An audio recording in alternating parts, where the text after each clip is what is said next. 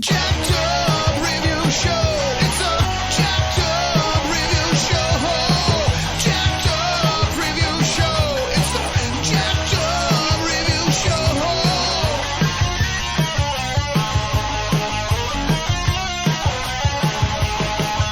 Join us as we cover many an insane movie and numerous cult TV phenomenons. Are you ready to get jacked up? Are you with us? Then listen on. Listener discretion is advised. It's a jacked up review show. It's a jacked up review show. Jacked up review show.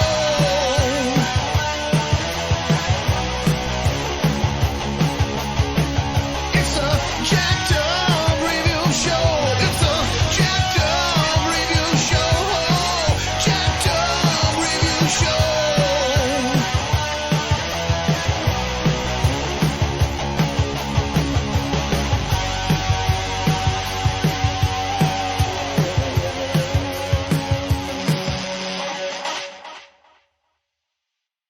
And here we are again, ladies and gents. I got Ezra Johnson. How are you, buddy? Hey, how's it going, my friend? Always terrific. And we got Jonathan Mark of the Action Elite. How's it going, everybody? Ah, we are splendid. Splendidly said. And tonight we tackle one of cinema's greats, as well as one of TV's greats, as well as a Tony winner and a filmmaker in his own right. The well-deserved award winner, Denzel Washington. Alrighty. So I'm just going to circle around. Ira, you are the featured guest. So, we've all seen tons of Denzel, because how could we not? We're all film buffs. But just what drew you to him that just made you say, I can't take my eyes off this guy is just intense, just always just riveting, and just multiple characters. Well, so it actually comes to the very first movie I saw with him was called The Hurricane. I don't know if y'all are familiar with that one. Yeah, okay, yeah. Oh, yeah. And coming from a martial art background, like I was attracted to that that kind of movie when I saw it. Like Boxing. his portrayal, his portrayal of the fighter. I really enjoyed his characteristics. Like there's a scene, the small details. There's a scene where when he's in prison and they're trying to get his journal. He's telling they're gonna if they want to go through his cell, they're gonna go through him, and he puts his towel in his pants, and I was like, wow, like that's the fighter's mentality of like maybe they got to put on a protection there, and he's and I was like that small detail there I thought was genius, and so I really started watching because as an actor watching how he acts, I really like his small details, and in that one he did a lot of them. So his acting technique is great. Just keeping it realistic. He's like phenomenal at that. Absolutely.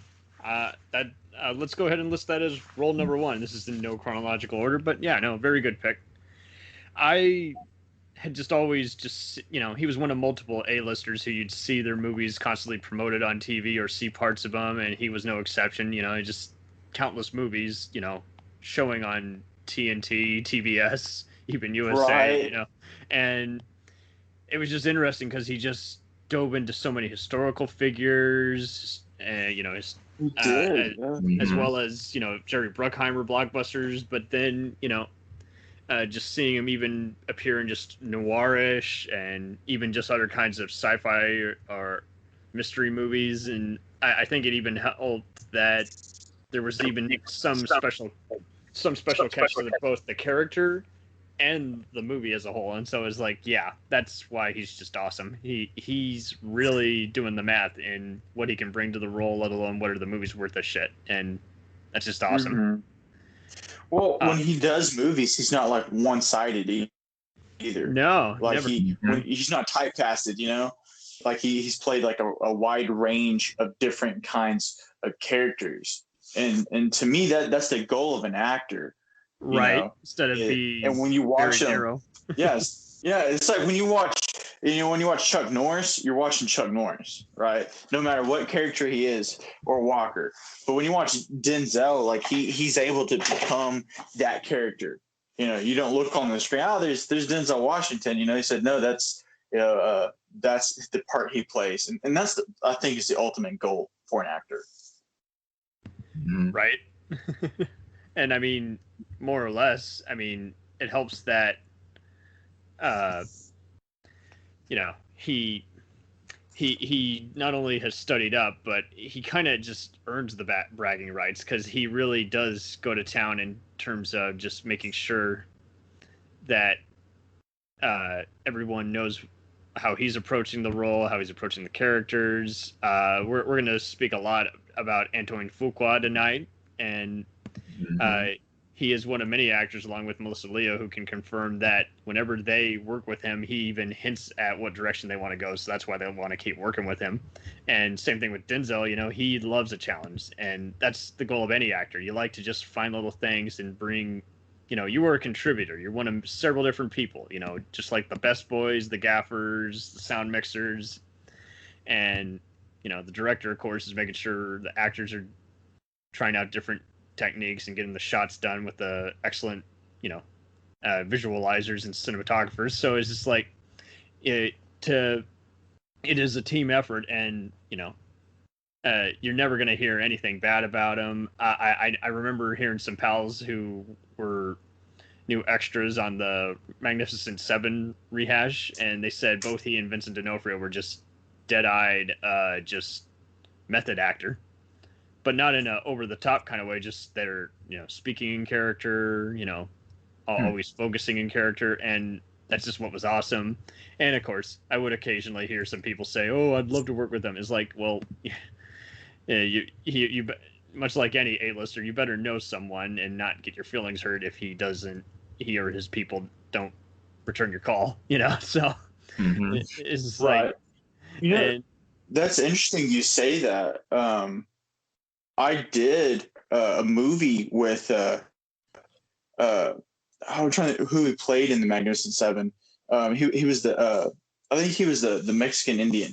I actually did I was an extra in a movie with him, and I got to talk to him after set, and he said the same thing about him, and he was on the Magnificent Seven. I did the Chickasaw Rancher with him. And so I actually got a chance to talk to him about that. And you're right. And they did say like he was one of those that he could like be straight method when it came to acting. You know? Yeah. And I was like, okay, I see you. And not the infamous side of things like it's become lately, where people are slapping or not getting up and staying on set all day. Is like, no, you got to go home. let's go to your trailer and let's come back in the morning. None of this bullshit of I gotta wipe your ass now. It's like, no, you're going home. And it is very unusual how some actors is like they'll even start acting and is like, if you're playing an aggressive character, that's not cool. Shut it off. Right. Talk to me in character, but do not become the character until the cameras are rolling. Hey, it was Martin Sinsmeyer. He was Red Harvest in Magnificent Seven. That's who it was. Okay. And we did the Chickasaw Rancher. Yeah. Which he was a an interesting guy, and Dermot Mulroney too. But yeah, that was cool being able to talk to him about him. Yeah. Alrighty. But Denzel, though, he said that he can switch in and out. Which is how you should. I mean, when the caterer assistant's asking you, what do you want on your salad? You should actually say, hi, Lindsay. Yeah, I would like that with tomatoes and ranch, instead of, get over here. Yeah. What the fuck? Yeah. All right. He's method during filming. He's not like Daniel Day-Lewis. He's more he's in character.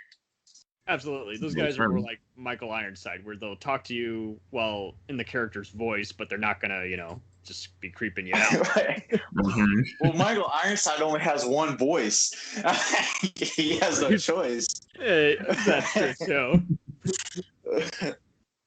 Apparently he'll talk a little softer, I think, is what that they were lending onto. But yeah, and most of the time we a Mr. Intenseizer, and I don't think I've ever seen him play a role outside of that.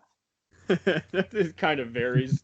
And Yeah. but Really yeah, for the don't. most part, people want to see him go all apeshit crazy in a movie, and fortunately, that's not the case with Denzel. No, everyone likes the unpredictability of him.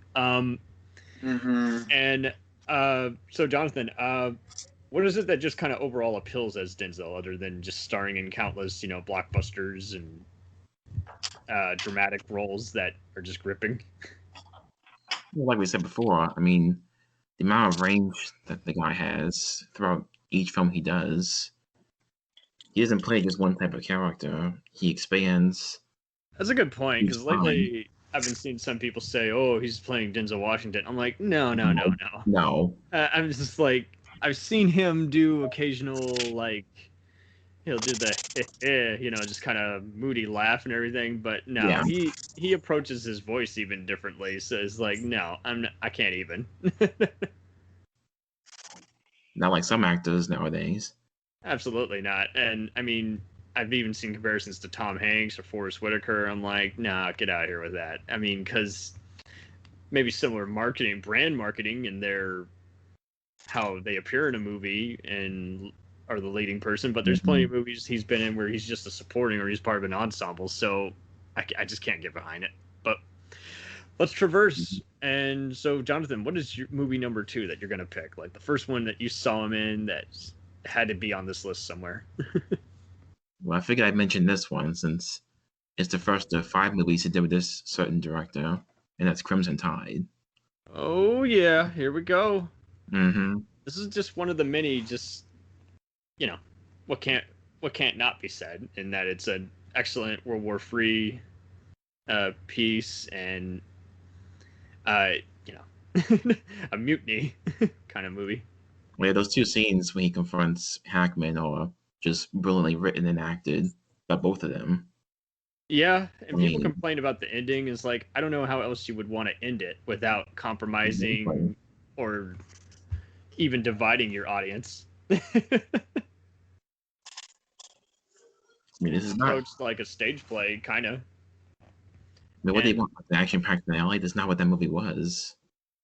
Yeah, Yes. that's true too. I mean, only like one person dies or something. It's from a drowning. It's like, that's okay, but I mean, just it's great how it's just a brisk thriller, and it's even all the more amusing how everyone thought it was going to be, this way or that way, and it's like, no, it's just Nope. sometimes the biggest enemy is just your own forces, compromising each other. Mm-hmm. It's definitely interesting how this came to be, and how it's just very layered. Every actor serves a point, let alone a position, instead of just, hey, multiple faces and interchangeable roles. And I mean, yeah, to play off of Hackman, that had to be a treat. Oh, I betcha.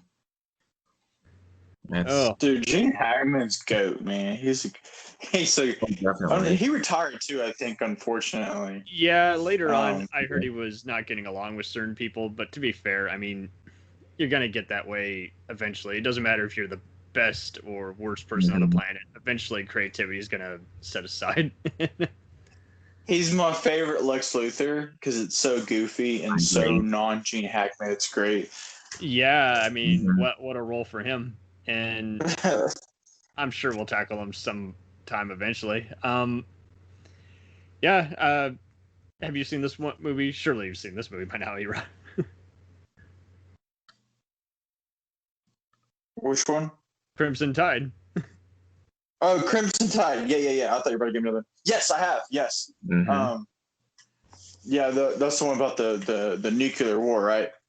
Yeah. Yep. Yeah. Submarine. Yeah. It's like, yeah.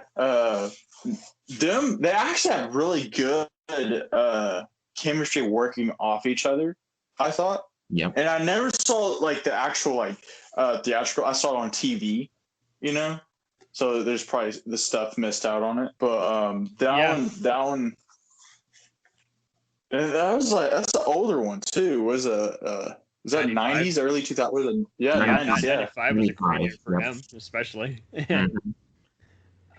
Yep, it was. More or less, it's just a very relentlessly taught movie, and to characterize everybody by how they act, let alone their actions, and it's just, yeah, not enough to be said. So I'll bring us to role number 3, the movie that definitely got me into his movies, and just is still one of just the best movies of its kind. Glory. Yes. Yes. Playing opposite. I forgot about that one. Yeah, it's an Matthew earlier role, Broderick, ain't it? right? Yep. It's an earlier role for Andre Brager before Homicide. You got Matthew Broderick, you got Carrie Ells, and then Morgan Freeman's in there too, I think. yeah, definitely Yep, one of the yes. first I saw him Yeah. in too. Dude, knew I about haven't it, seen too. that in a while. I saw that in 8th grade.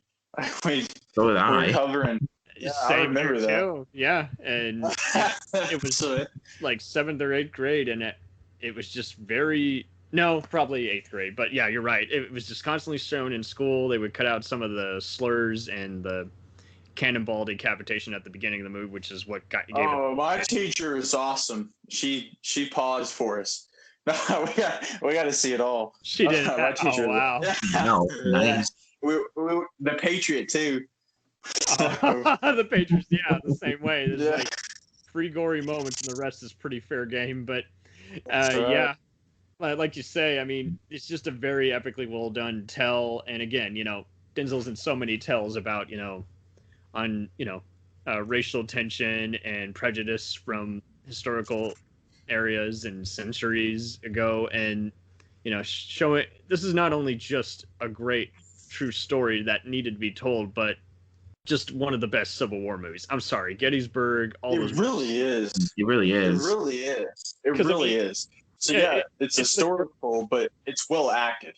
It's well acted. The battles are directed. very well done, and I like how it's not even the kind of movie where you're waiting for the next kind of battle like today's movies, where you've seen it all and they're boring. And this one is just really good at just even showing is like they got a choice. They can either run away and probably be hanged for abandoning their post, or they can die in combat, or they can survive after combat and may or may not get their freedom even. It's a total lose-lose scenario. And just seeing him be whipped for his disorderly conduct is also just very heartbreaking. And Yeah. he's been this stuck-up guy, not taking it serious, and then there he is just forcing a smile or a tear, and you're just like, damn. And it's like, this is a shithole of a place to have to survive in. And hey, I'm no longer a slave, but I'm still treated like one. And until and there's again, it's a total. They even keep historical buffs will probably ruin the movie nowadays, but it is cool how the movie just keeps building up that tension of, this is a total lose-lose scenario. We might not even likely win this battle. Just the way it's angled, the hill is tough to take, and it's just like, Jesus Christ. And it was definitely one of his first big movie roles outside of. Yeah, that's old. That's an old one too. I believe he won the Oscar for that one too, if I remember correctly. Let us see. Let us Oh, see. he Let's did, see. if I remember correctly. Fact check. Right. Oh boy. Critical response. Let's see. Accolades. Yep. Golden Globes. There you go. Best supporting actor. 1. Very Did. deserved. Very deserved. Yep. It also won Kansas City Film Critics Circle Award that same year. Jesus, for that same category. Fucking A, Denzel. Mhm. Yeah. Alrighty. Yeah, and I mean, it's also one of those anytime it's on TV, which is very brief. Like, you might see it on something like TNT in the early morning hours, maybe BET or HBO, but I really like, if it's on Turner Classic Movies, I will try and find time to watch it if I see that's coming on, because I also like seeing the film historians talk about it, and that's what was so great about the home video edition is like people like Montel Williams and other historical speakers would do an intro for the classroom version. There's like, you got to know about this, stop falling asleep during class and let us cover about other stuff that's not even in the main history books that we can cover about this historical battle. So I've talked about that enough. I'm going to let Ira take it away with a fourth role that he wants to list. Oh man. Okay. Okay. Well, we haven't really done a sci-fi one, so let's do Deja Vu. Do you remember that one? Here we go. Oh yeah, as Doug Dude, that one. Because you literally, it got me at the end. It got me. But that one, that was like one of his really, because it was different. It was a little, he's still the hero and everything, but he was a little different. I feel like in his almost like his it was more cerebral in a way. Yeah, because he done so many. So. Right, because he's done so many, follow the leader kind of roles, and I'm leading the movie. But it's even more interesting how he becomes attached to this subject in the sci-fi scenario, and it's kind of just mainly a realistic movie. And the only sci-fi elements really are just the time travel that's mentioned through small, the computer surveillance footage, but that's about it. It's not an effects epic, although it is definitely one of the best, post Matrix kind of movies. It's not about bullets, in slow motion or other MTV type tricks. And yeah, good pick. Very underrated, as I call it. Absolutely. And yes, even though it's a sad ending, it's also not one that just comes out of left field and you're like, fuck you, movie. Exactly. Perfect. All right. Movie number 5. Jonathan, take it away. Well, speaking of that director, since we mentioned Deja Vu, I'll do Man on Fire. There we go. John Creasy. Both versions of this, the one with Scott Glenn and this one are worth watching, but this one, there's such a history to this character that you just want to see more of. You want to see his definitely. CIA covert ops days. You want to see him mentioned in even some other spy movie universe. He's that awesome. Dude, Mm-hmm. Dakota Fanning in that movie. Like, I don't know if she's really done much as a grown-up. She has. Well, she did Twilight, right? She did Twilight. Yeah, more than she that. was like, she's on I've seen. She's on the Alien list now. Yeah. Oh. She plays one of the Manson girls in Once Upon a Time in Hollywood. Yeah, she does. She's always busy. But yeah, so a majority of my stuff was her when she was a kid. It was World of Worlds, Dreamer, and all that. So yeah, very good. True. Yeah, Charlotte's Web. That's right. Yeah. Even I Am Sam and Trapped with Charlize Theron. So there you go. But I think this is definitely the one that I think we all get behind because it's just so. Just the most less talked about kind of premise where it's like, hey, you got again a bodyguard just breaking out of his not so social conscience and just saying, I must save this person, whatever it takes. I didn't take this job seriously until now. Exactly. Oh yeah, it pays off at the end, even though you're kind of sad at the end what happens. But... yeah, absolutely. And this is definitely one of those other movies where we just flat out just say, what were critics thinking? Come on. Well, especially if you see the score on Rotten Tomatoes. I know. It's just like, no, this is not 30 or 40%. This is an 80, maybe a 70, but most people are going to give it an 80 or 90 because it is just such an emotional tour de force. An excellent revenge movie. Definitely. Alrighty. Well, perfect. So that was role number 5. I'm going to go with role number 6, which is none other than Flight.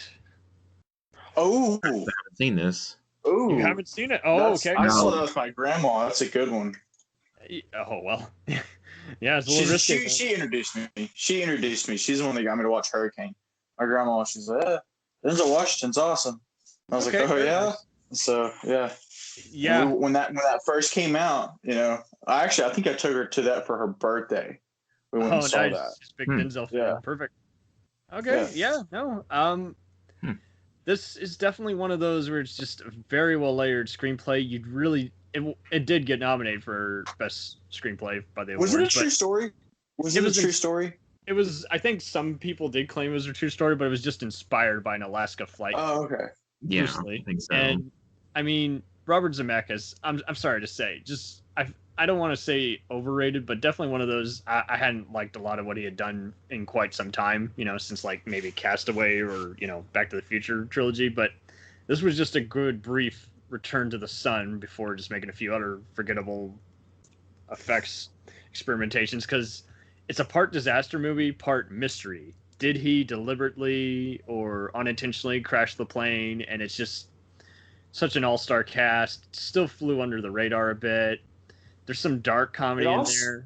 And yeah. It was a little different because Denzel, I think he was doing like a lot more action stuff at the time, right? Right. Like, he was trying to rival Tom Cruise and all those other guys. Yeah. And this one was like totally different. Like, because well, it's an old movie. We can do spoilers, right? It's been out a while. He hasn't seen it yet, and I think I'd like to actually encourage viewers to actually. Yeah. But let's start with the beginning of the movie. You love how he's just so blunt and in everyone's face. You don't know if he's a douche or if he's just like any of us, and he's just having a bad day and being a smartass. He's a good pilot. You got to throw that out there. Yeah, good pilot, and it's yeah. definitely similar to the movie Sully with Tom Hanks. Although this one, I would give it an extra plus because the investigation side of it is just so well orchestrated. His pals, lawyers Don Cheadle and John Goodman are having his back and like, "Did you crash this?" Or he like makes it go upside down. No, instead of landing on water, didn't he like try to like equalize it out, or was that Sully? No, that was this one. I see what you did there. Yeah. Not yet. No, we can't do that one yet. We got to say. Yeah, I know. Like you equalized it out before the sequel. But yeah, it is kind of a you. Then the suspense is: are charges going to be pressed? Is he going to keep his job? And Tamara Tooney of Law and Order SVU and 24 fame does so good as his spouse in here, and she's like, "Is that true?" And she's apparently reteaming with him for a movie that he's directing called Journal for Jordan, the country. And so I can't wait to see what dynamite they unleash there. But in that movie, she absolutely is dynamite. Actually, my bad. She's not the wife. She's the flight attendant. What am I thinking? Okay. Yeah. And I do like how all the other characters on the plane are well characterized. Kelly Riley before Yellowstone is in this. And Nadine Velasquez from War and My Name is Earl is also here. But I mean, she's also in the show Major Crimes. But yeah, I mean, this movie is just absolute dynamite, and just seeing all the people who they thought of getting originally is like, yeah, that would have been an interesting pick too. But I'm sorry, I mean, just this had to be. John, you've seen Up in the Air with George Clooney? Yep, I have. This is, ironically, I saw both of those movies on the same day. Not intended. I was just marathoning movies while bored at work. What was so funny is they were both movies I got dirt cheap, like at a gas station, then repackaged and everything under $5. And they were both just excellent surprises. I'm like, oh man, I'm really liking this, and I didn't expect to like, Up in the Air, and it was really good. And this one, I didn't know what to expect, and it was really excellent. I wish I need to dig up my copy and show other people what a great movie it is. And so, dude, at the end, without ruining it, at the end, Denzel, his human, like him being like, because he's got to battle his internal conflict, I think was just one of my. I know it's not Steve. That's probably one of my favorite scenes. Is there at that trial, at the end of the trial. Absolutely, because now you're really, it tests the viewer's patience with him without really feeling like a gimmick that's gone wrong or just preachy. It's like, now I don't even know what I think of him. Now I want to see this movie even again after even talking about this when I get more time, because I want to see how it Right. challenges me, my morals. I want to see how it challenges me just as a viewer watching this. It is that kind of movie, and it is, like you say, just so well paced, so delicate, and yet so brutal, and the disaster scene very well filmed. This movie does not Yes. hold back, and it also doesn't like. It's also never. It shows some of it, but not all of it. And at the same time, you got enough of a picture in your head without feeling cheated. Like, oh, come on, you played it safe there. You know, it just shows you how everyone else is affected by it, how their viewpoint of the man changed versus, you know, being flight attendants versus being annoying passengers. And yeah, I can't say anymore without giving it away. It is an excellent film. Hey, go watch it. If you haven't watched it, go watch it, and then thank us later. Fuckers, watch it. Movie number Right. 7. Pat, go watch all of these movies. if Watch you all haven't of his seen it. movies, If yeah. you have seen it, watch it anyway. Just rewatch it. Oh god. Movie number 8, John, you're up. Oh man. Well, I think I mentioned this one since it's my profile pick, and Woo! it's one that I've always said is one of his more underrated films from the same year as Crimson Tide, Virtuosity. And what I love about this is not only is it almost like a sci-fi action thriller, but I also love like his dynamic with Russell Crowe throughout the film. Right before they appear on screen years later. Yeah. I don't think the story is well developed, but the ideas are definitely very good. Mm-hmm. It's just but yeah, if you throw it away, whether the sci-fi does or doesn't work, it does entertain as a silly, you know, action film. That's what I enjoy about that the most. Right. I did not like this when I first saw it, but it grew on me after a while because it just is like, okay, you know, there were some parts about it I liked and didn't like. Not every movie has to be 100% to be enjoyable. So Exactly. I think if it had a better director and definitely another rewrite, it would have been A+. But for what it is now, it is what it is. It's pretty good.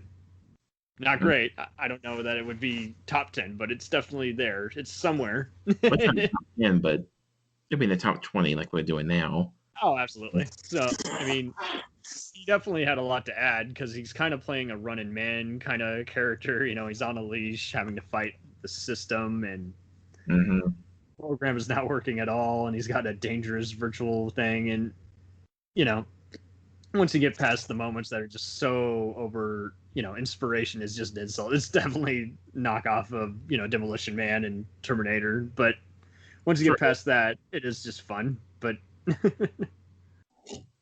oh, And it's good still one. it's still fun to watch. Absolutely. I mean, if you've watched Running Man and some of his other movies too many times, just put it in. Well, I prefer this to Running Man, but that's just me. Oh, and that's just it. I did not like Running Man either growing up, and then eventually it just grew on me just because of the quotes. Oh God. Oh man. So I'm gonna go with role number 9, and that has to be Power.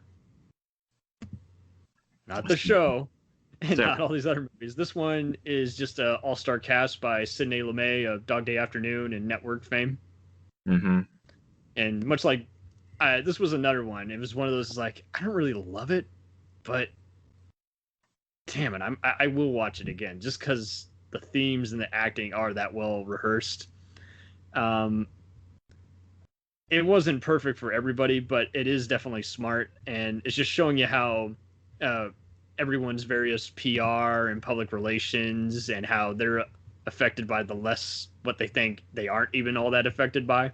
This is actually, believe it or not, both he and Gene Hackman are in it, but I don't think they share any scenes together from my recollection. And it's definitely worth a watch if you see it, you know, on Tubi or Prime free to watch, or at a $2 store. I definitely don't have my copy anymore, but I would definitely watch it again somewhere along the road. And as big a fan as I am, I'm sorry. There's a few recent ones I have not seen from him, but that's just gonna have to do for number 9 for now. So, Ira, you are up again for role number 10. All right. Okay, we're gonna go backwards since we're kind of getting rid. This has my other favorite actor. Okay, all right, ready? Philadelphia. Yeah. Wow. All It's a right. heartfelt, So very, very gentle movie. Ever- Yeah, everybody's seen this one, right? Yep. absolutely. Yep. Okay. Such a tragic, can't look away kind of movie. But yeah. Listen, Tom Hanks. But I always tell people, like, as an actor, I want to be like Tom Hanks, Dustin Hoffman, Leonardo DiCaprio. You know, like as I said earlier, like you become that character, right? Well, Denzel Washington is another one of those actors, and when you see them paired together, it's amazing. That's why I like Catch Me If You Can, because you get Tom and Leo. Now you get Denzel and Tom Hanks, and it's amazing. Plus, it's the story behind it, which I believe this is based off a true story as well, if I'm not mistaken. But literally, like, and you gotta imagine that's a different role for Tom Hanks, you know. And I actually think he's the one that he won an Oscar for it, and I think Denzel was up for one, but I don't know if he was just nominated or if he won. But it was beautiful. It was and Antonio Banderas was Tom Hanks's his Boyfriend. Yeah.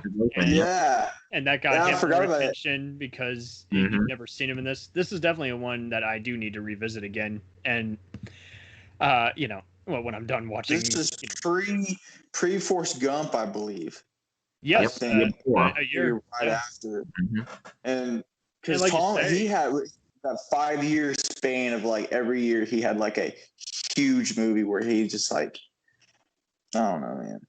Well, it amazing. is just so cool how corporations just eat their own, and you have to just see just the ruthlessness of this. You know, how the trial is just exhausting to so many people, and how Denzel just says, you know, he's got his kind of small homophobia is like, okay, I don't really relate to your cause, but I'm going to do what I do as a lawyer to help you win. You know, and a lot of people are, you know, you got to ask yourself, because it makes you like question yourself. Because everybody has an issue with something in life. You know, his is like, you know, I don't really know much about, you know, homosexuality, which is, you know, what, you know, the issue was, and AIDS itself. You know, he's like, you know, I'm kind of uncomfortable with it, but I understand that the law was broken, your rights are broken, you know. And so he's able to, and you ask yourself, like, the stuff that you have issues with, can you overcome that to make sure justice is served? It's beautiful, and they're both lawyers, and they both portray that kind of mentality so well. Absolutely, and I mean, it goes beyond just the whole, you know, legal system. It also, or the corporations being ruthless as they are. It also, like you basically understand why they are becoming the way they are, because they have essentially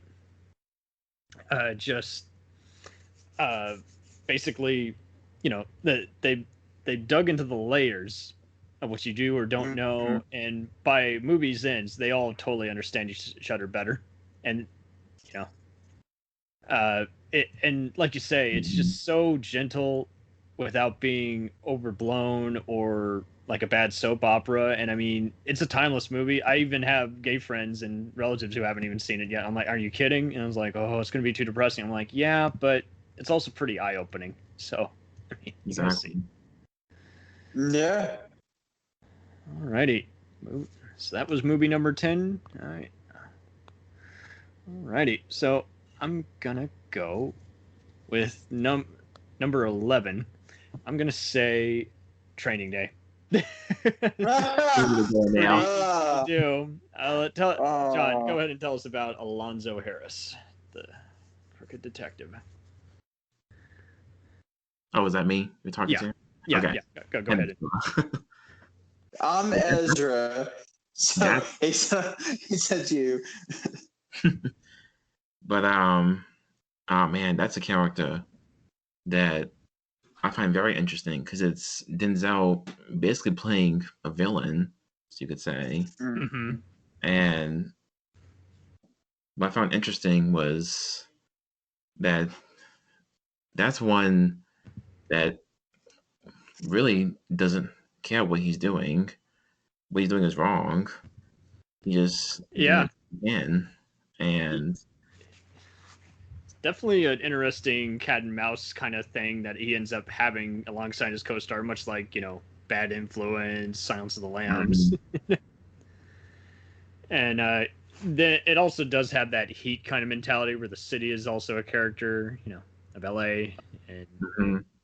the show did a good job of referencing from time to time, as well as the other characters in this movie. And the film itself is just so much bigger than life. And so many people like to just trash it nowadays. And it's like, no, I'm sorry. This is just as germane a movie as Serpico and, plenty of other freaking cop movies. Assault on Precinct 13, either version, it's that kind of movie. But it doesn't feel very generic like some of those would be. Absolutely. Time. Right? And I mean, you had movies like this, Narc, and a bunch of other ones. It's like, I'm sorry, Narc is good, but this one just gets a slightly extra, just bonus points, just because I like all the other dialogue, all the other characters, and I do like to believe that it's part of David Ayer's other, action crime opuses like Street Kings and Dark Blue and SWAT. So,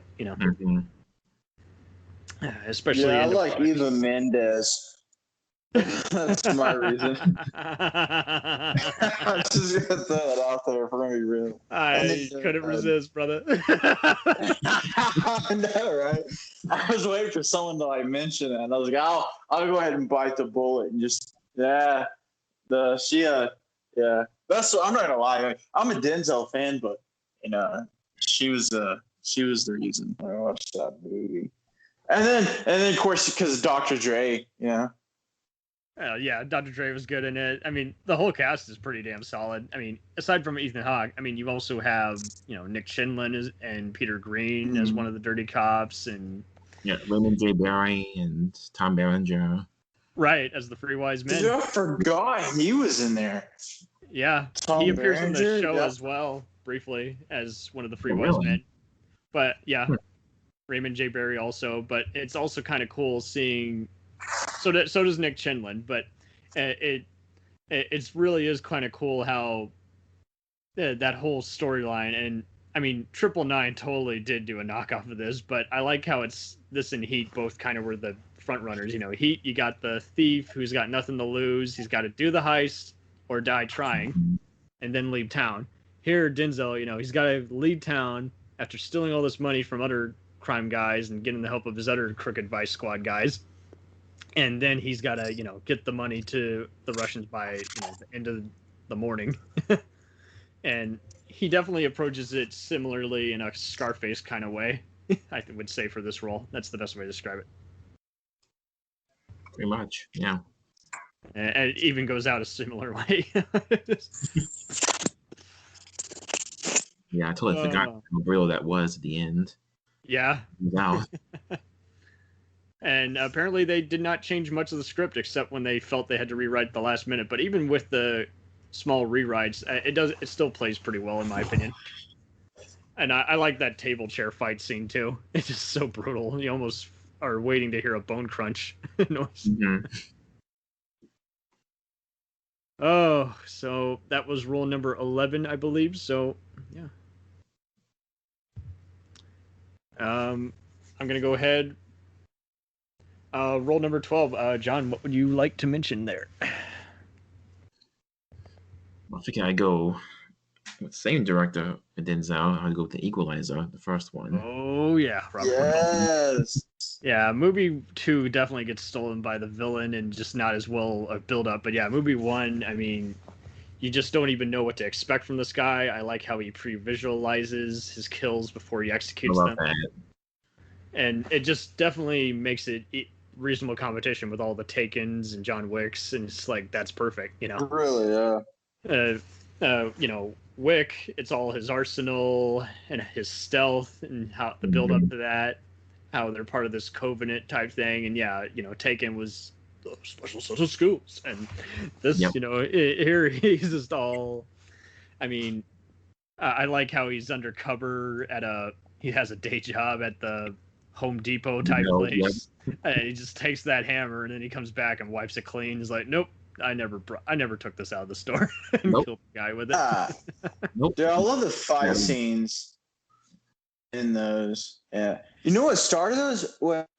The Bourne movies, where I think what kind of kicked off this like style I was born of action. Yep. But I mean, Yeah. even by the end of it, it's just kind of cool how it becomes a Die Hard type movie, and you got all the other people in the store who saw too much, and they're becoming part of the hostages. It's Mhm. like, damn. Hey, was it the second one where they were talking about he has to take the girl to the hospital? He has a black card, you know. He's Yep. pay yourself whatever, give yourself a nice tip, you know. That's Yeah. the second one. That's the second one. Yeah, because Dude, movie that's one, my favorite. That's my favorite scene out there. That was I just love how he's hardcore. You know. Yeah, ironically, he gouges out Pedro Pascal's eyes, and it's just so funny. It's like because Pascal already had his eyes gouged out in Game of Thrones, so it's like, I see what you did there. Well, Deja vu. Yeah, and it's just so wild how he's just very colorful with the knives and the sniping and God. Mm. I love the training that's at the end of the first one. That's what I appreciate the most. Yeah, making use of the watch and everything, and I wish they would have done another movie. And They're supposed to, aren't they? Aren't they going to be making a third one? I don't know, because I They mean, got that TV show now, Queen Latifah. So I have not seen it yet, but yeah. I've seen surprisingly some decent reviews, and then I saw that there were some Law and Order actors who I liked on there, so it was like, okay, Yeah. if it's a Who's mindless Tom action, Cruise's version? Jack Tom Reacher, Cruise's Jack Reacher. version? Yeah. Jack Reacher. That's a pretty good too. I think they're good. I don't love them like I do like some of his other movies, but they, or even the books, but that like you say, I mean, when you're out of all these other sniper, covert ops, and spy movies to watch, definitely watch those. TNT has been lately just marathoning them all day. Binge, yeah, they really have binge been. watch all of them. You ain't got nothing better. There you go. Yeah, that was movie number 12. So I'm going to let you determine movie number 13, Era.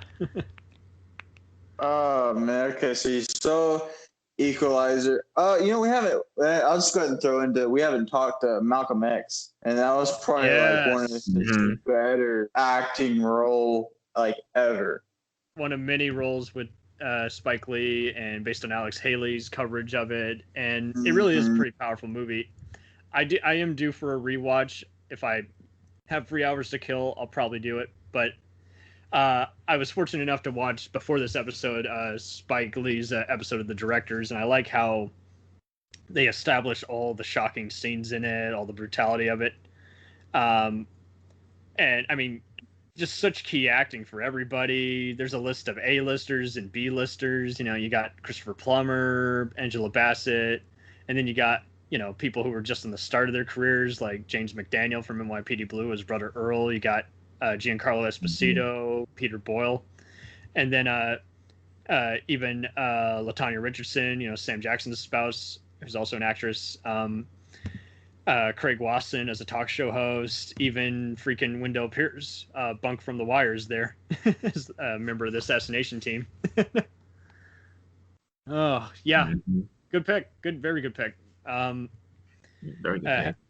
And I mean, I really don't know who else could have been, you know, it's a shame that some people, they only know more about the character just from watching this biopic, and it's like they need to teach more about this person, and they, you know, I mean, that was me. Like I knew Malcolm X from the Ali movie. Absolutely. Like remember Will Smith when he did Ali? They had Malcolm X in there, and I was like, what? So I looked at Malcolm X, you know, at school, and they had a movie, and it was, you know, Denzel. So I watched it. Thing's long though. It was so. It really it's been so many years. It's on VHS. There's the 2 VHS. That's how I noticed it too. Yeah, and they don't even air it typically even on cable TV anymore. And that's weird because it's like, this is a very culturally significant movie. People should watch it. So it's just like, And like you say, it's just very disappointing that, you know, we don't really learn much about Black Panthers, and we learn about MLK, but not much about Malcolm and his radical side. Well, yeah, I mean, if you think about that, all you know, when I was growing up, you know, especially around the time I was, when I get fascinated with something, I like to look into it. And most anybody says, "Oh, well, he was just a rights activist that was always angry," was kind of like how people portrayed him, you know. And when you watch the movie, you know, because, and granted, you know, they took some liberties and stuff, but still, a lot of the stuff, like his life is just very fascinating, you know. And I don't agree with a lot of, like, I don't agree with everything he said, but a lot of it is you're just like, wow. You can understand where he's coming from. When he feels it's like just unreal.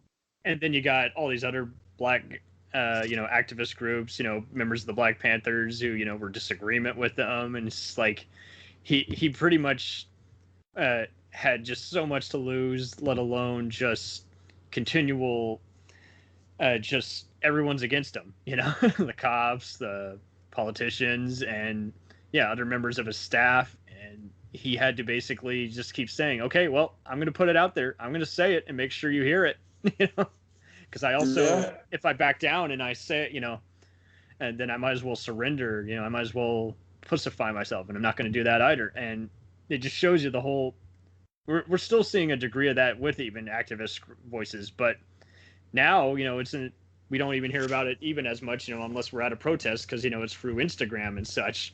And it's just like, you had to realize, people, there are still going to be many groups who will gladly just go out and get arrested at a riot or a protest that did or did not go well.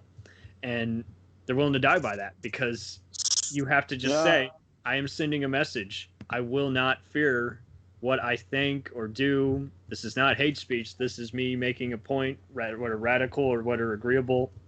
And he, you know, this was the last resort for this historical icon. So, like you say, good movie, excellent portrayal. Spoiler alert, he dies.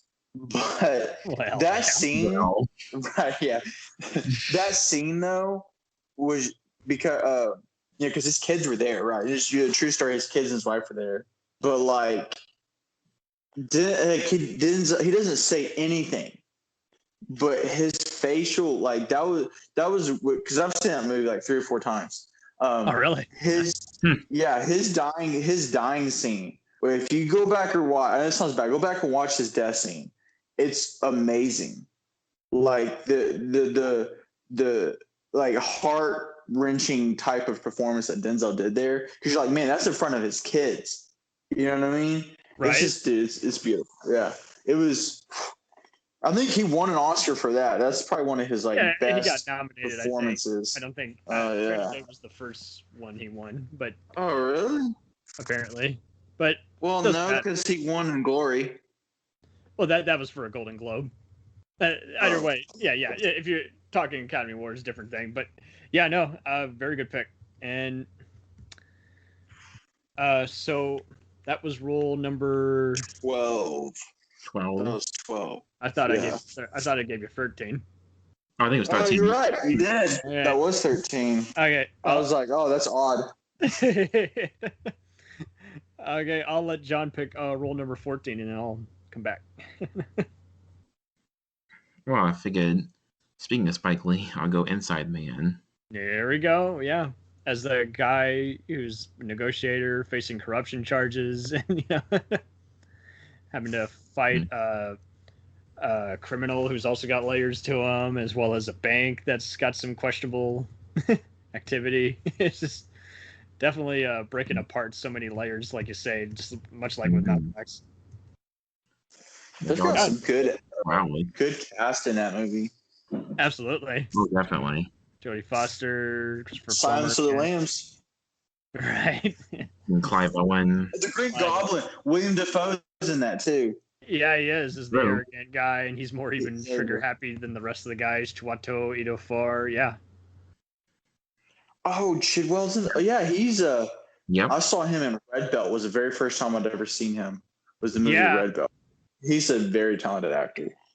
Absolutely. That and Serenity, I saw him in.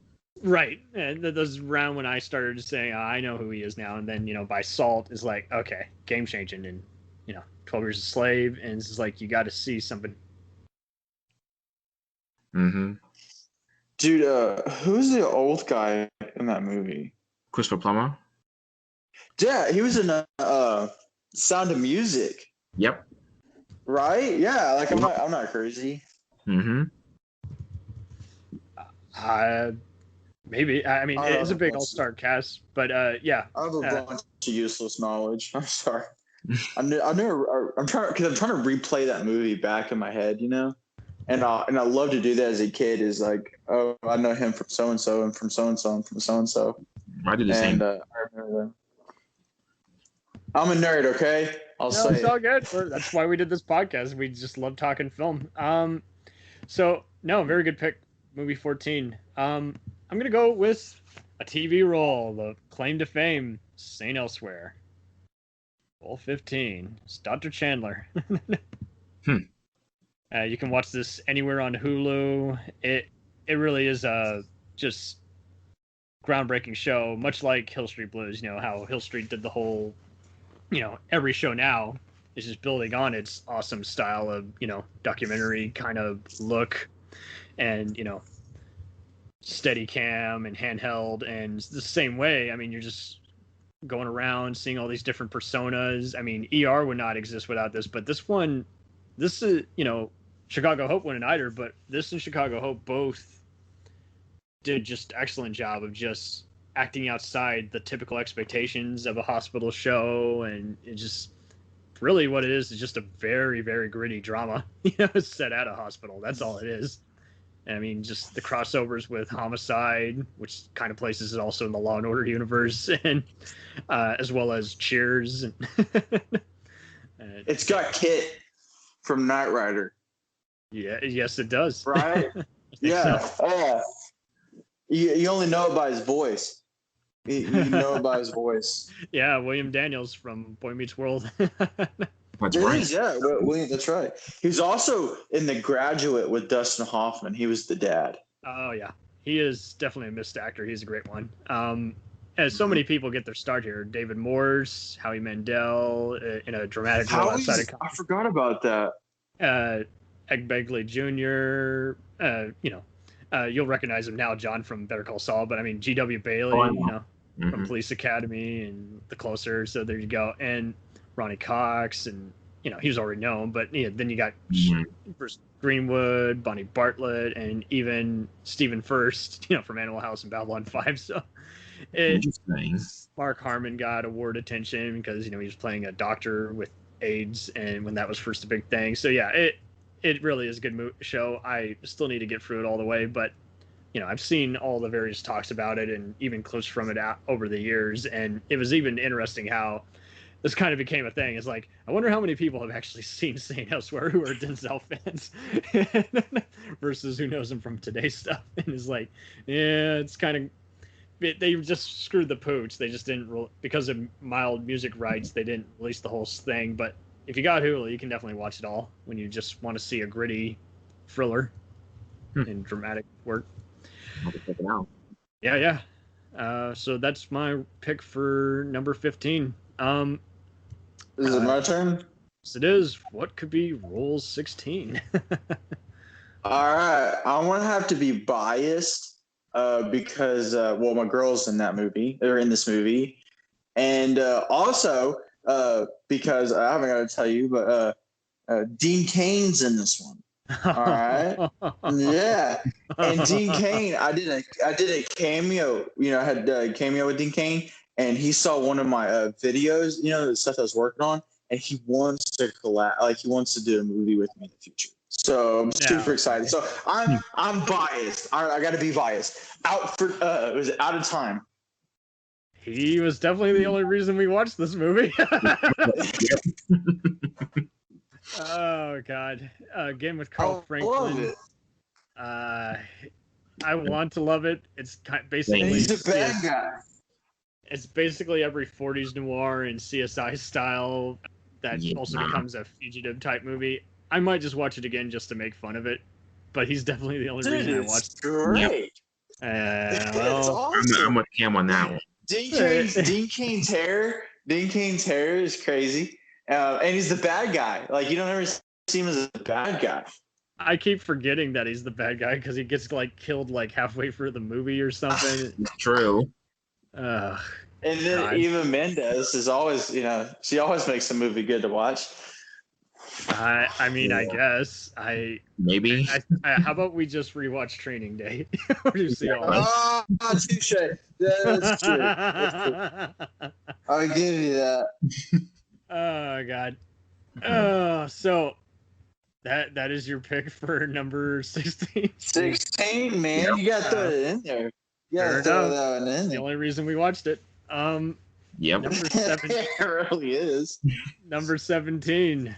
John, you are on the spot. Well, I'm going with, unfortunately, the last movie he did with this director, who's still one of my favorites, and that's Unstoppable. All right. Yeah. This is definitely, I kind of feel like the story is a little lazier, but it's definitely one of the way better disaster movies, I guess, on a train, you could say. Mm-hmm. You could probably say that, but I just enjoy like his chemistry with Chris Pine and the way the story unfolds throughout, especially at the very end. Right. And I just like how he's kind of like a simple character, but he brings it to life with his performance. That's what I like about. He and Chris Pine, I almost said Pratt. I don't know. Have good Chris. Yeah, no, good pick. Just another Tony Scott edition. Okay, number 17. Damn, this is a tough act to follow, guys. So I'm gonna go with Ricochet at role number 18. Yes. Ricochet. Oh man. And this is another one. A lot of people like to act like it's so trashy. And it's like, no, I think it's a pretty solid movie. I definitely. It's kind of funny. It's loosely in the same universe as Die Hard because it has the same reporter played with the same character name and actress. And Mario too, he would say. It's definitely better than you actually would like to think. And it's well shot. Steven D'Souza, who again worked on all these Joel Silver productions, and the Die Hards. And it just has just as badass and quotable with the one-liners. There's some brief supporting roles by John Amos and Miguel Sandoval. And stuntman Thomas Versolis appears briefly as one of the drug dealers. And of course, yes, he dies. Lithgow, again, is on fire. Probably my favorite villain role by him ever. But I like how Kevin Pollak gets to be here in a serious role. Lindsay Wagner's the district attorney who may or may not believe Denzel. And, of course, Ice-T as his hood friend who has to help him out once he has to kind of work outside the law. True. Oh, yeah. And it's just a great break all the rules kind of movie. Denzel, apparently, this is one of the first movies where he did get into serious shit because he realized, oh, shit, in the final act, I'm going to be shirtless. I don't want people to think I'm fat. He got conscious about his body image at this time. Oh man, well, that's a good one there. I try, man. I try. So I'll let you pick role number 18, John. Well, as I continue with the action one, I'll do. This is one that I didn't see in the theater, but because I wasn't interested at the time, but just based on his performance, I go Safe House. All right, perfect. Tobin Frost. Ooh, okay. Training Day meets the Bournes, and yeah. Yep. I'm still waiting on that damn sequel, which they promised years ago, but it probably won't happen. That won't happen. Nope. The creator went on to create another awesome show that lasted 3 seasons, known as Designated Survivor. Check it out, guys. The director, I definitely always like checking out some of his movies, even if it backfires. He's unfortunately involved with a lot of comic book stuff, but I definitely liked Life and his Easy Money film. I think I definitely like his style, and thank God he didn't have to work on the Assassin's Creed movie. Oh God. Yeah. Apparently, in the special features, they definitely said that they were inspired by the Taken movies for the fight scenes. I like how this is definitely where I started seeing a different side of Ryan Reynolds. He kind of been stealing the show in lesser movies, and other people didn't really stand him yet. It's like, no, I kind of respect him here now as an action star and as a sarcastic one minute and a rookie in training the next. But Denzel also does different than the Alonzo character. Yeah, there's some similarities, but he overall, it's interesting how he has different sides of him. He's basically playing everybody because he's a spy, much like Evelyn Salt in Salt. The Angelina Jolie movie, just where everybody has to basically be taken advantage of, and you have to forgive them later. And yeah, some good action in this one. Car chases. It's interesting because Ryan Reynolds, from what I've heard, he says he doesn't do his action anymore because he got injured during that fight with Joel Kinnaman. Oh, really? Yeah, and definitely the one I first saw Kinnaman in, and I didn't realize that was him until I saw his other movies. Yeah, but I didn't know that either until years later. Yeah, I think he's a good actor, but it depends also on the movie. And he's another one who everyone likes to make a punching bag, and is like, come on, guys. But what can I say? Yeah, so Ira will pick one more, and I'll pick one more, and then we'll just do honorable mentions. Yeah. Okay. God forgive me, I can't remember the name, but it had Angelina Jolie. He's the quadriplegic. The Bone Collector. The Bone Collector. Yes, dude. Mm-hmm. I resaw it recently, not too long ago, and I actually liked it way better. I had seen it years ago on TV, couldn't get into it. It was a book, wasn't it? It was a book. It even became a mini-series rehash recently that didn't do too well, but got canceled, I think. So, yeah, no, that's a very good pick because it's... Dude, I haven't seen that in so long, but it's a good movie. Same here. Mm-hmm. I remember being pretty good. Dude, Denzel, like, he doesn't make a bad movie. I think that's fair to say. I like even his worst movies are still great. They could be cheesy, but they're still great. I love them. For sure. You know what I mean? But this one is like one of his higher level ones though. This is interesting because he acts alongside his sister and police partner Queen Latifah, and then Angelina Jolie's like the hotshot cop, and it definitely feels similar to a James Patterson kind of book, and could easily even be a Law and Order thing. But they have great chemistry together. Oh my God, you're so surprised that they don't get together because they just are always just looking at each other. They just are naturally drawn to each other, this natural helper kind of way. And he carries the movie even though he's hospitalized, not able to move, and he just ups the amount of vulnerability that you can see about anybody. So. Yeah, no, good pick. John, if you want to do another one, you can. Other than that, or I can go. Well, I'll choose this one because, well, since I'm the fanboy of this director, and I'll keep going. Let's go one. This is the first one I saw that Denzel stars in, and that's Pillar 1, 2, 3. Oh God. Yeah. I think I saw that in theaters, and that was the only time. I haven't been able to get into this. I still need to see the 90s version with Vincent D'Onofrio and Edward James Olmos, but he kind of kept me watching this one. I kind of felt like John Travolta just overacted way too much in this movie, and I didn't really care about what happened, but it was definitely watchable the first time. I'm actually fine with his overacting compared to Savages, but... Oh, well, yeah, that's true.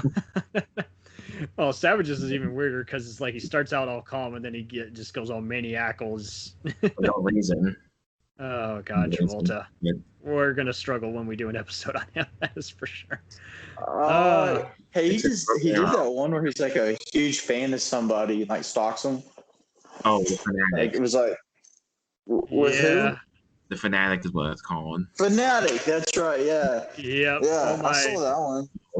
All my podcasts I've listened to have basically trashed it. I'm not sure I want to even watch it. I don't want to watch it. Nope. Oh, it's great. It's awesome. You say so.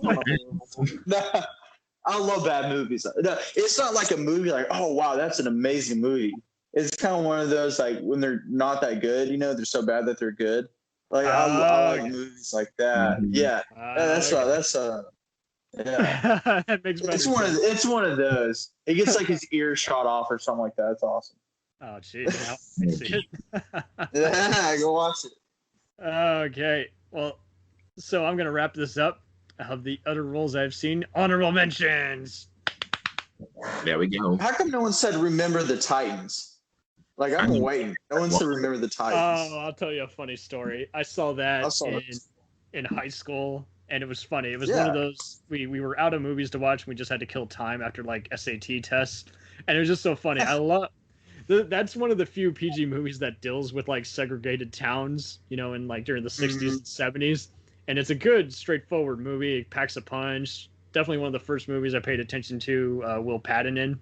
And it's just so funny how it's like one of the few PG movies I think I made in the 2000s that has like him using a gun.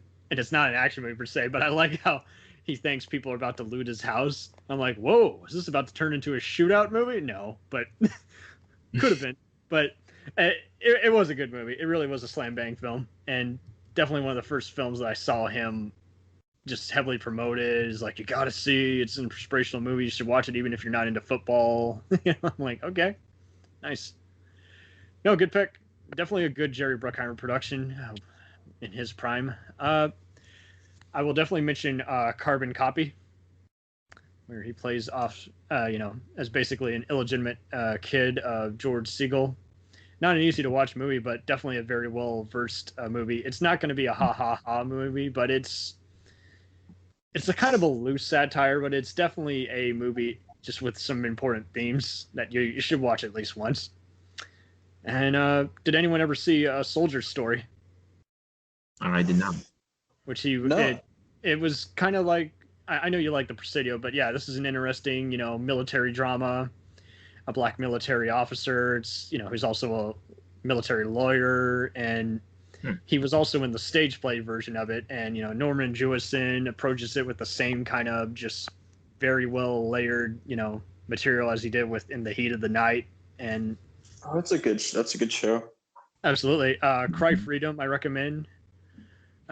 We're in apartheid South Africa. That was by Richard Attenborough after he did Gandhi. That's worth watching at least once. For Queen and Country, I joke about as being the 80s version of The Equalizer before he actually was the today version of The Equalizer, where he plays a British paratrooper who is going around solving some crimes. Definitely interesting. Gives you a sense of the times in London at that time. See Bruce Payne's in that? I think so. There's plenty of others that I'm going to only mention the ones that I've seen and actually recommend. So feel free to. What about Pelican Brief? Pelican Brief, I will definitely recommend. It was another one I could not get into, and then I resaw in recent years. It's like, not bad. I like the conspiracy theory to it. Much Ado About Nothing, even if you're not into stuff like this, he just has great chemistry against Emma Thompson, Keanu Reeves, of all people, Michael Keaton. And yeah, definitely see that one. He owns it as Don Pedro. Mo Better Blues is definitely a great one. Not a must-see, I don't think, but as the jazz trumpeter, he's great in there. And The Preacher's Wife, it was another one, Penny Marshall just does an interesting retake. It's a remake of a movie, but it's approached much like any kind of Frank Capra-esque movie, like It's a Wonderful Life, but minus the angel part. It's kind of a loose fantasy movie, not a direct one. And again, let's go with He Got Game. Another one. I made the mistake of watching this on cut cable TV, like on UPN one afternoon, and it's like, okay, well, no wonder I didn't like it. They cut it up really badly. He basically has to, convince his son to not give up his dream, not, waste his time with drugs and women. Definitely just a great crime opic type movie. And Hill Harper's also in this, Ned Beatty, young Mila Jovovich, and just a very carefully crafted movie that's definitely one of Spike Lee's best films by far. Definitely. Did you like The Siege? I was actually going to mention that next from that same year. Yeah, Yes. I watched it countless Bruce times. Willis. Right, as you know, warmongering general trying to do it for his career. You got Monk himself, Tony Shalhoub, Annette Bening. This is if you were to do a Law and Order movie that they never did. They originally wanted to do one before 9/11 happened. This is as close as you get. It's just so relentless and its pacing and the terror cells. When you're tired of watching Speed or Die Hard with a Vengeance, put this one on. Yeah, good pick there. Devil in a Blue Dress is also a good one. It occasionally would come on TBS, and I would watch it. But it's interesting how this is one of the many collaborations he did with Carl Franklin. And yeah, again, this is another 40s where he's being a private eye, and he's getting into just awful intrigue involving it's not LA Confidential, but it's still an interestingly configured noir kind of movie. I know John's not a fan of this. I recall it being okay, but Fallen, I think, is worth watching at least once for his performance when you watch The Hidden too many times. He's the one good thing in that movie. He didn't like the style, but that's all good. Well, the ending, too, is the other reason, but...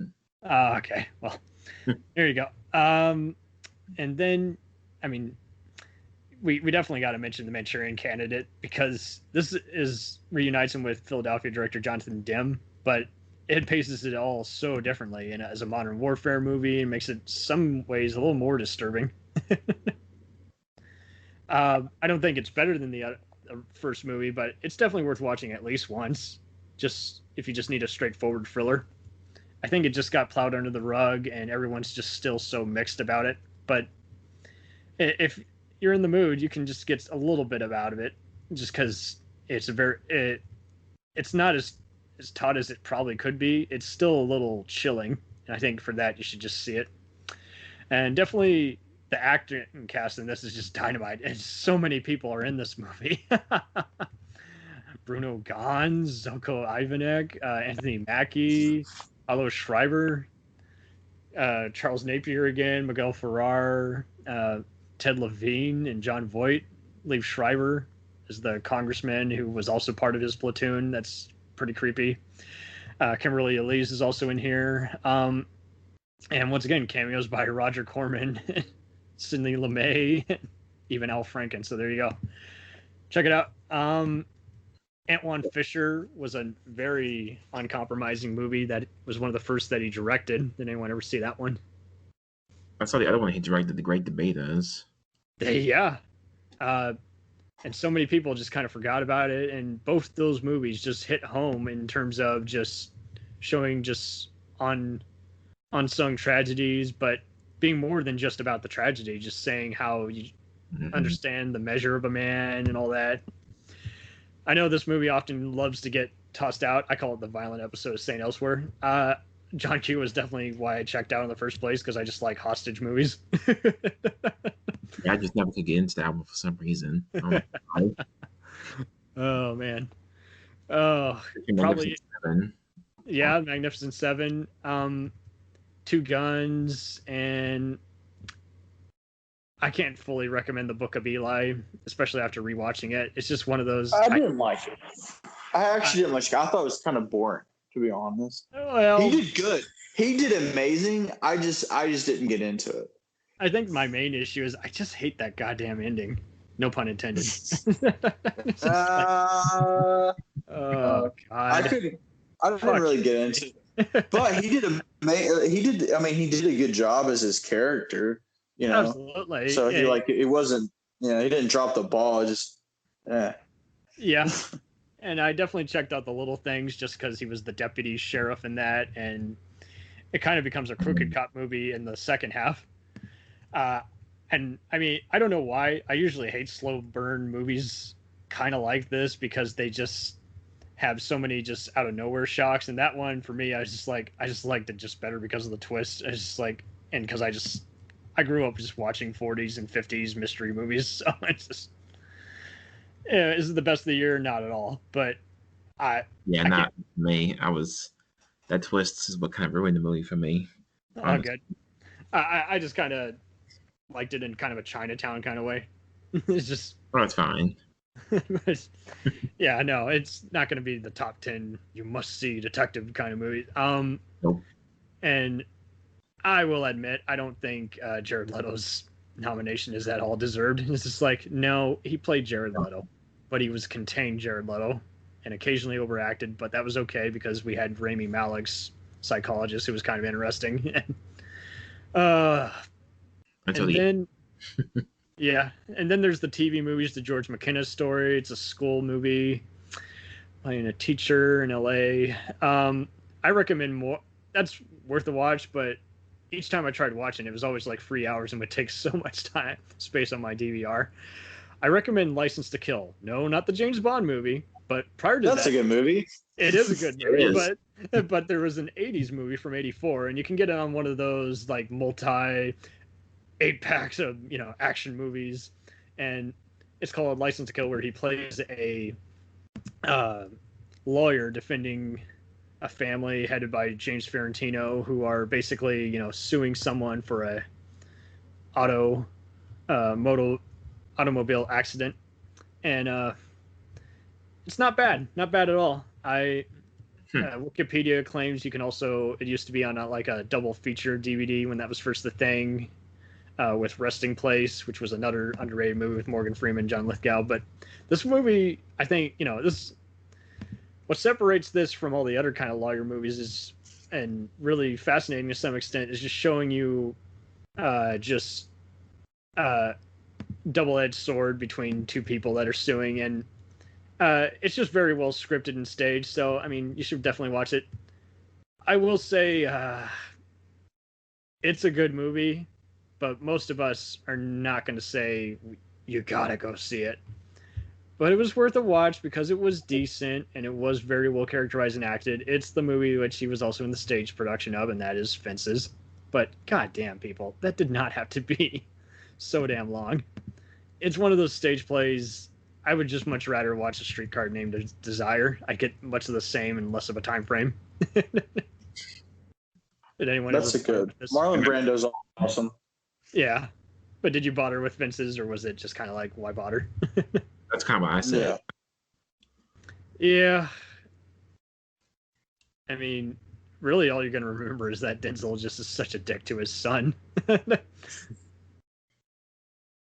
Oh, man. Like, Right? mm-hmm.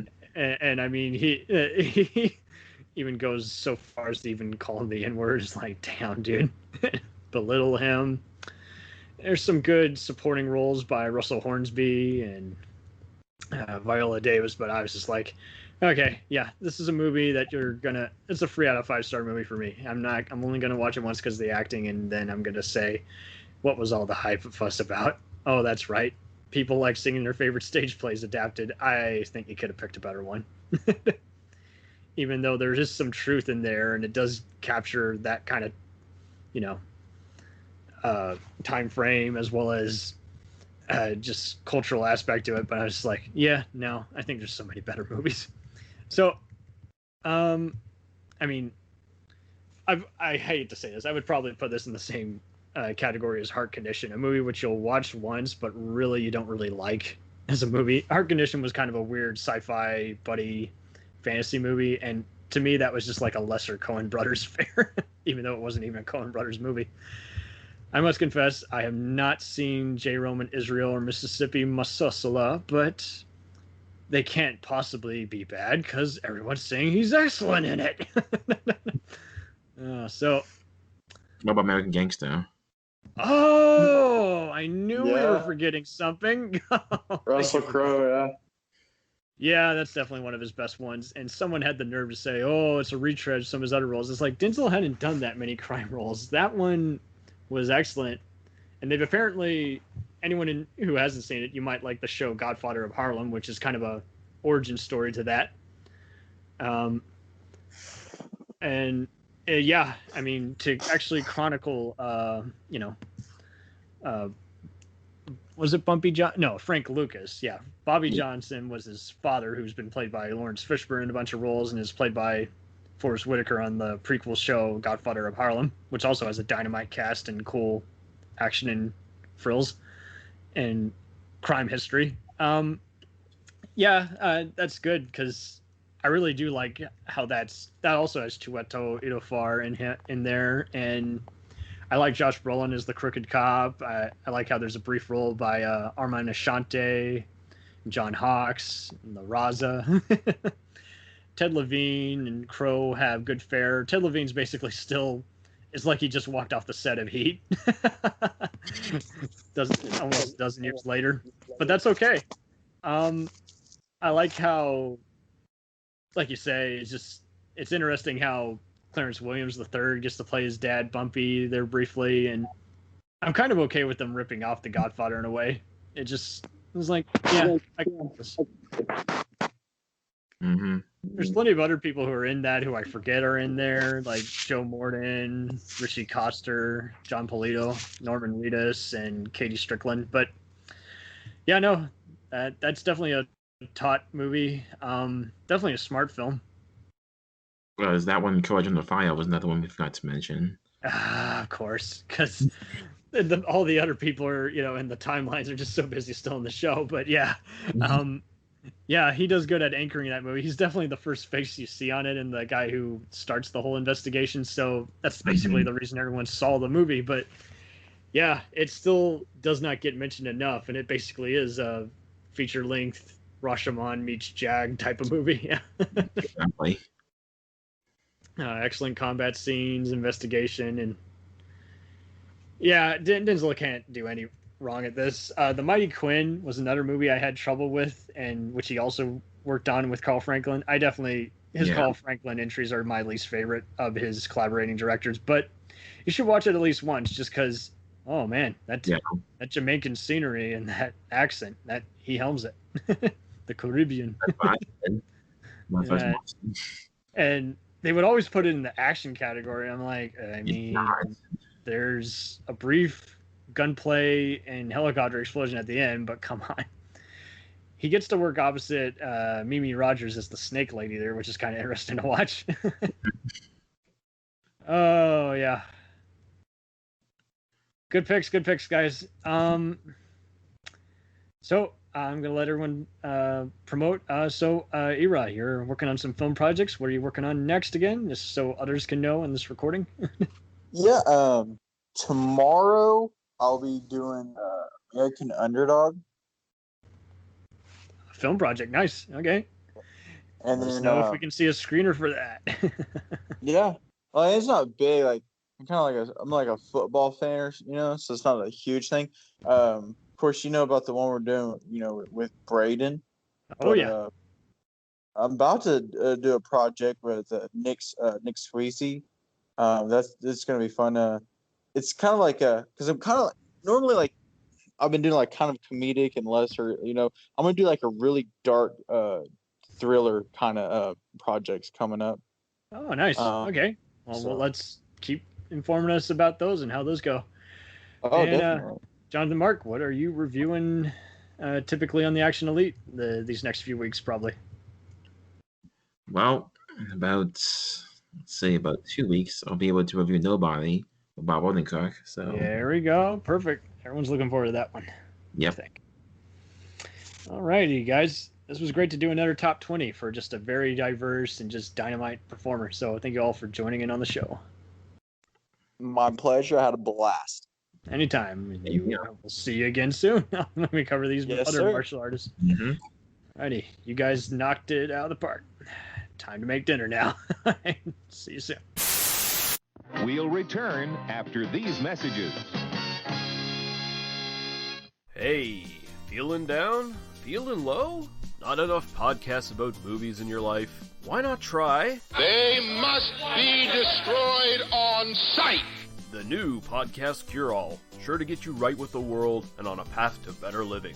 We have exploitation, we have Italian horror, we have zombies, we have slashers, we have crime films, we have spaghetti westerns, we even have sci-fi and sex comedies. So take a dose of They must be destroyed on sight. as needed, and let the hosts, Lee Russell, Daniel Harper, Paul Romali, and the odd guest host cure what ails you. Warning, may cause atrophy, African consumption, black fever, bone shave, chin cough, colic, cramp colic, dropsy of the brain, elephantitis, grocer's itch, jaundice, mania, miasma, mortification, palsy, Pott's disease, rheumatism, scurvy, St. Anthony's fire, summer complaint, and worm fit in some people. Consult a physician before listening.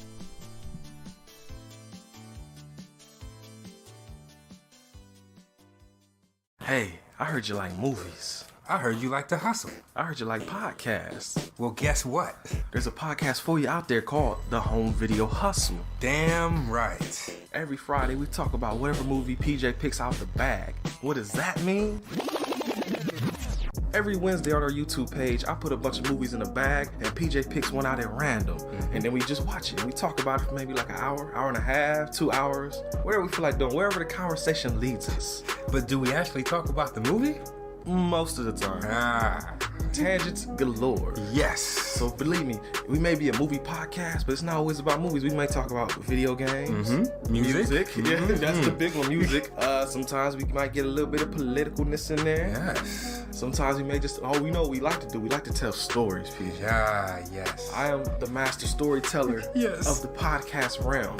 Undefeated. So if you like to hear about movies, video games, whatever foolishness comes to our mind, the most random stuff you could think of, check out the Home Video Hustle. You can find us on the Stitchers, the Google Play, Apple Podcasts, what else? Podbean, what else? Podcast Addict, goddamn, all that. Ain't no reason you can't get your hustle on. We everywhere, worldwide, baby. Hustle, motherfucking hustle. Hey, we can't cuss in the promo, PJ. We gotta be family friendly. There may be podcasts out there that don't want his hair to say all that good fun stuff. Well, you. Don't run the listeners away, PJ. I'm sorry. But this is going kind of long. Yes. So we'll end this and say, hey, check out the Home Video Hustle every Friday on all the various podcast outlets. Peace. Peace.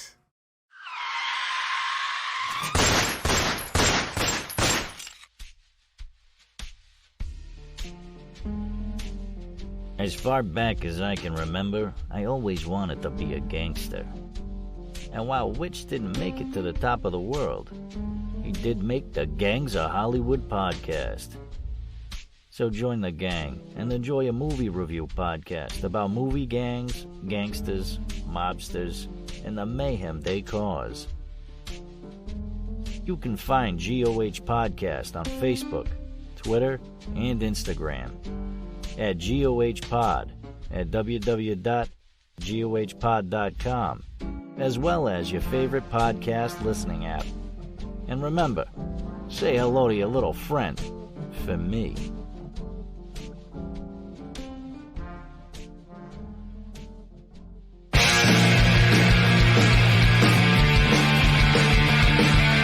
If you take two old punk rockers who are past their prime, put them in front of a movie screen, and give them a podcast, what do you get?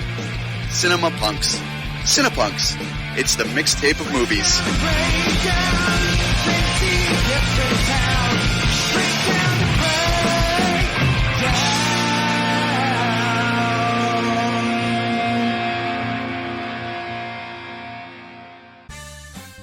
Did you ever see a film at such a young age it left you traumatized with cinematic wounds? Necrophilia. It's a dead issue, man. Don't push it. Cinema Psyops is a weekly podcast documenting an ongoing experiment on the mind of an unwilling test subject. No one should have to watch this movie. Oh, no one should have to watch this? No one should have to watch this movie. Surprisingly, it's not a topic that a lot of people really want to tackle. I'm shocked, prudes. I know, really. Right? It's the next sexual frontier that no one wants to explore. I am, in the most sincerest of senses, disappointed in you. It takes a powerful goddess like Connie, jam her arm down the monster's throat and kill it. Oh, I'm still tripping out over that. Even as a kid, I was like, I gotta find a girl like that. Every week, I get a new look of disappointment that I never thought I could get out of it. Unimaginable. At 12 years old, you should not be watching this movie. Obviously. At 13, you should not be. 14, you shouldn't be. I'm not entirely sure even 17-year-olds should be watching this. Just because you're offended by something doesn't mean that you have the right to demand that it doesn't exist. Watching this film again, I had all of this like little nerd glee with everything that kept little history all popping up absolutely. at you. So I totally loved this film. Hey, I know why you couldn't see that. It's because your brain's warped from watching this shit at 12 years old. Yeah, this is a rough movie. I told you ahead of time when we were getting ready to do it that it was How going to be a did you rough watch one. this shit at 12? Because physical wounds heal, cinematic ones don't. Listen to Cinema Psyops.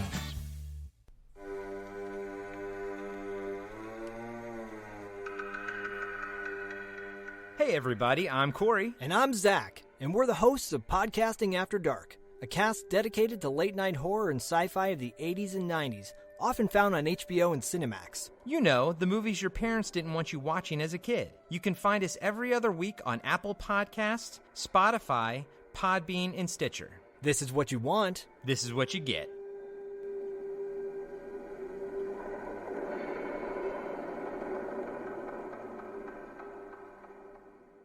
It's time, let's check our cue, baby. Pair it with a couple brews, baby. We love good movies. We love the bad ones too. So we watch them all and pass their lessons on to you. Oh yeah.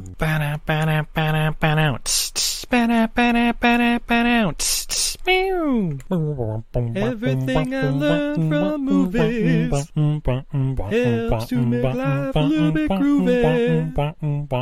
Whether one last plot holes or gratuitous movies, it's time to get busy with your friend Steve and Izzy at eilfm.podbean.com.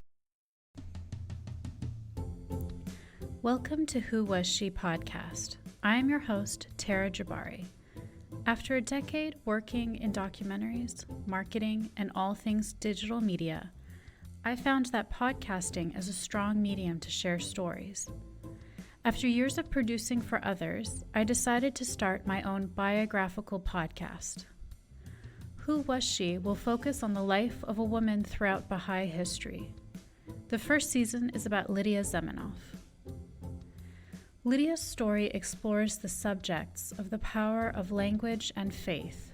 Her father invented the universal language Esperanto, and she came from a Jewish family and became a Baha'i. She grew up during World War I and was killed during World War II in a concentration camp, despite heroic efforts to save her life.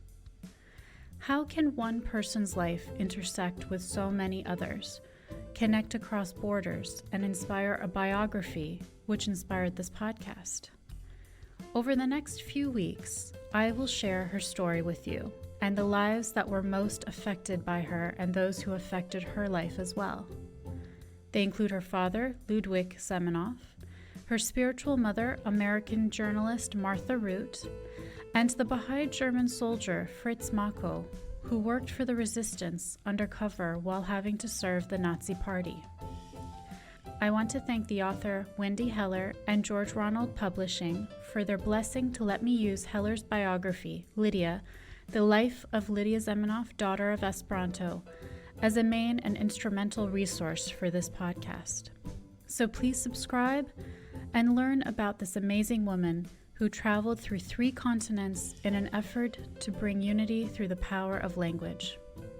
You can also find more information on our Instagram, Facebook, and Pinterest at Who Was She Podcast. Music was composed and performed by Sam Red. I am your host, Tara Jabari. Join us next time as we begin our journey about Lydia Zamenhof.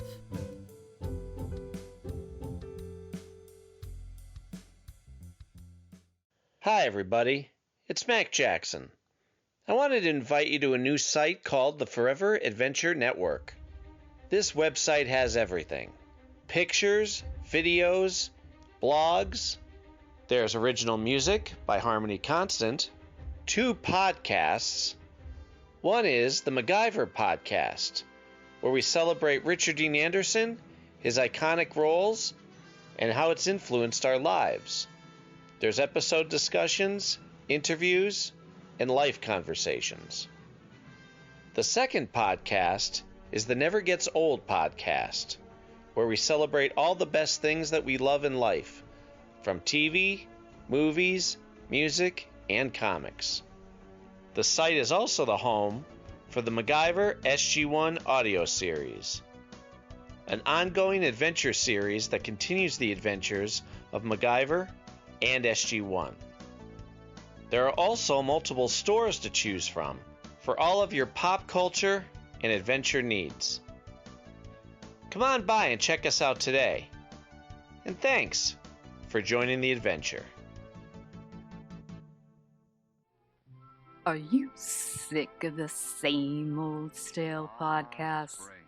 Well, then join Vanessa and Darren as they dissect movies of all kinds.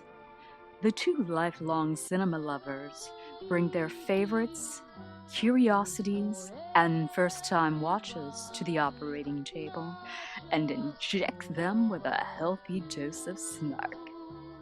Then there's the waiting room, where they examine books and short stories.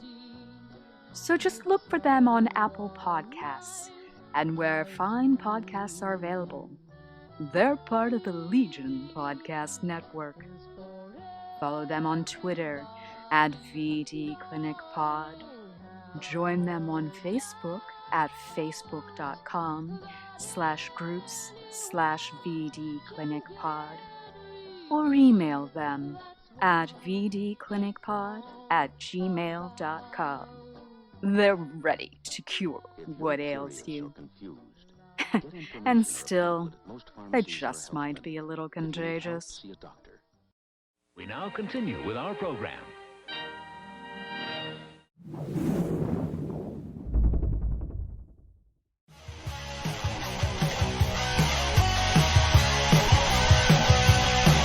Follow us on the web on Facebook, Twitter, and Instagram.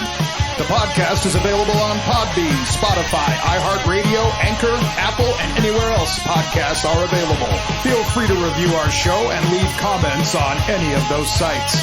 Thanks a million for listening. It's a jacked up